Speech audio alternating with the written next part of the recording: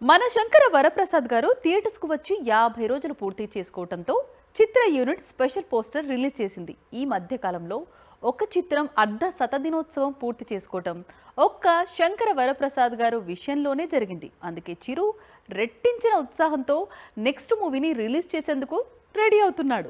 50 రోజులు 100 రోజులు పోస్టర్స్ ను టాలీవుడ్ ఎప్పుడో మర్చిపోయింది. ఇప్పుడంతా తొలి 3 రోజుల వసూళ్లే, తొలి వారం వసూళ్లే కీలకం. ఇలాంటి రోజుల్లో సంక్రాంతికి రిలీజ్ అయిన మన శంకర వరప్రసాద్ గారు చిత్రం ఏకంగా థియేటర్స్ లో 50 రోజులకు పైగా ప్రదర్శించబడటం ఇండస్ట్రీలో హాట్ టాపిక్ గా మారింది. పరిశ్రమకు మళ్లీ పాత రోజులను గుర్తు చేసింది. ఓవైపు సినిమా ఓటీటీలో రిలీజ్ అయి రికార్డులు తిరగరాస్తోన్న 100కు పైగా కేంద్రాల్లో 50 రోజులు సినిమా ఆడటం అంటే అది మెగాస్టార్ కు మాత్రమే సాధ్యం.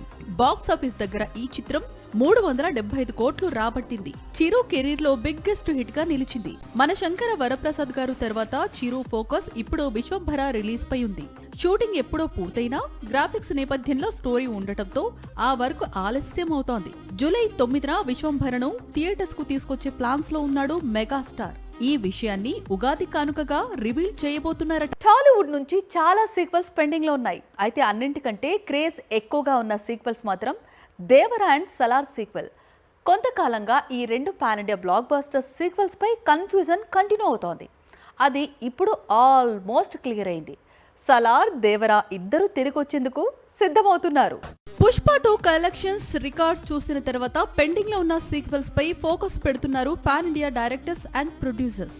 అయితే సీక్వెల్స్ అనేవి అంచనాలను అందుకున్నప్పుడే మ్యాజిక్స్ జరుగుతాయి. అందుకే కావాల్సినంత సమయం దొరికినప్పుడే సీక్వెల్స్ కు గ్రీన్ సిగ్నల్ ఇస్తున్నారు స్టార్స్. ప్రభాస్ ఎన్ని సినిమాలు చేసినప్పటికీ అతను నటించాల్సిన సలార్ సీక్వెల్ కోసం ఫ్యాన్స్, ఆడియన్స్ ఎదురు చూస్తున్నారు. ఓటీటీలో అయితే సలార్ మొదటి భాగం ప్రభాస్ కెరీర్ లోనే హైయెస్ట్ వ్యూస్ సాధించిన చిత్రంగా రికార్డుల్లోకి ఎక్కింది. ప్రస్తుతం ప్రశాంత్ నీల్ టైగర్ తో కలిసి భారీ చిత్రాన్ని తెరకెక్కిస్తున్నాడు. ఈ చిత్రం పూర్తి కాగానే నీల్ సలార్ సీక్వెల్ పై ఫోకస్ పెట్టబోతున్నాడు.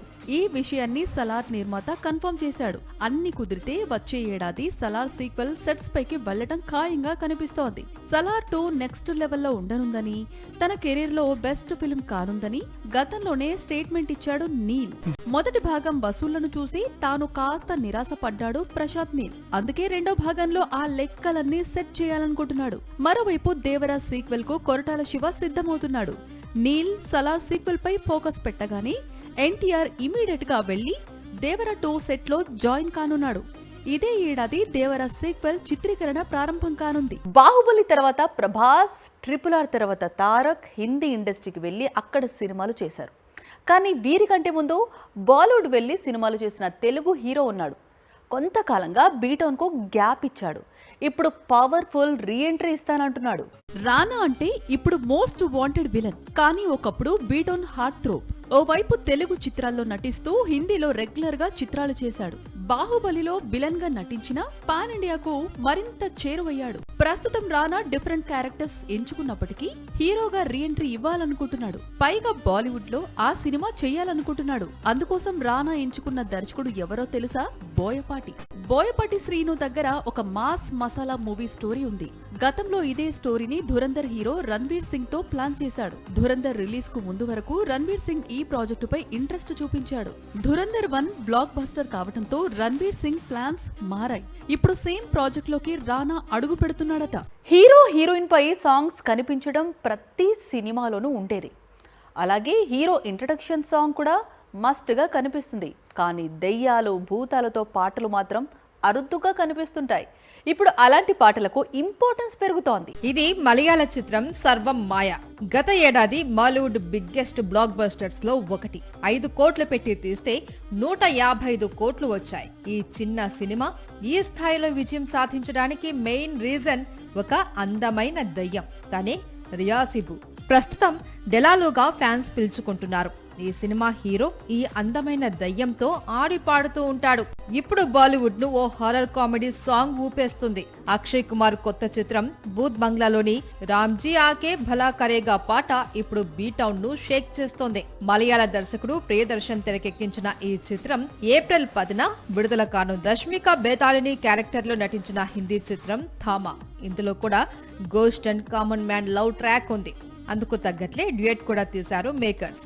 ఈ పాట కూడా సూపర్ హిట్ అయింది. మొత్తంగా ఇప్పుడు ఇండియా వైడ్ గా ఉన్న ఫిల్మ్ ఇండస్ట్రీస్ లో ఇలాంటి జానర్ లో తెరకెక్కే చిత్రాల సంఖ్య పెరుగుతుంది. దీంతో పాటు ఘోస్ట్ సాంగ్స్ లిస్టు పెరుగుతోంది. ఒకప్పుడు తెలుగు హీరోల మధ్య బాక్సాఫీస్ యుద్ధం జరిగితే అది టాలీవుడ్ వరకే పరిమితమయ్యేది. కానీ ఇప్పుడు రోజులు మారిపోయాయి. తెలుగు సినిమా ఇండస్ట్రీ బాగా డెవలప్ అయింది. దీంతో మన హీరోలు ఫైట్కు దిగితే హాలీవుడ్ రేంజ్లో సౌండ్ వినిపిస్తోంది. Varanasi versus Allu Arjun new movie clash ఇప్పుడు ఇంటర్నేషనల్ లెవెల్లో సాగుతోంది. టాలీవుడ్ పాన్ ఇండియాను దాటి పాన్ ఇంటర్నేషనల్ రేంజ్ కి ఎదిగింది. అందుకే మన మేకర్స్, మన హీరోస్ ఇప్పుడు అంతర్జాతీయ ప్రాజెక్టులకు ప్రాధాన్యతనిస్తున్నారు. ముఖ్యంగా రాజమౌళి తెరకెక్కించే వారణాసి, అల్లు అర్జున్ నటిస్తున్న న్యూ మూవీ గురించి హాలీవుడ్ లో డిస్కషన్స్ జరుగుతున్నాయి. సరిగ్గా 6 ఏళ్ల క్రితం సంక్రాంతి సీజన్ లో అల్లు అర్జున్ అలా వైకుంఠపురంలో చిత్రంతో, మరోవైపు మహేష్ బాబు సరిలేరు నీకెవరు సినిమాతో బాక్స్ ఆఫీస్ దగ్గర తలపడ్డారు. అప్పట్లో ఈ ఇద్దరు స్టార్స్ మధ్య క్లాష్ గురించి తెలుగు సినిమా పరిశ్రమలో పెద్ద ఎత్తున చర్చ జరిగింది. ఇప్పుడు ఈ ఇద్దరు స్టార్స్ పాన్ ఇంటర్నేషనల్ ఫిల్మ్స్ చేస్తున్నారు. హాలీవుడ్ లెవెల్లో ఫైట్ కు దిగబోతున్నారు. రాజమౌళి అండతో మహేష్ బాబు వారణాసి ప్రాజెక్ట్ లో నటిస్తూ హాలీవుడ్ కు హాయ్ చెప్పబోతున్నాడు. తమిళ దర్శకుడు అట్లీ దర్శకత్వంలో నటిస్తూ అల్లు అర్జున్ కూడా హాలీవుడ్ అడ్డాలో తగ్గేదేలే అనబోతున్నాడు. వచ్చే ఏడాది విడుదల కాబోతున్న ఈ 2 చిత్రాలతో తెలుగు సినీ పరిశ్రమ మరో స్థాయికి వెళ్లడం ఖాయంగా కనిపిస్తోంది.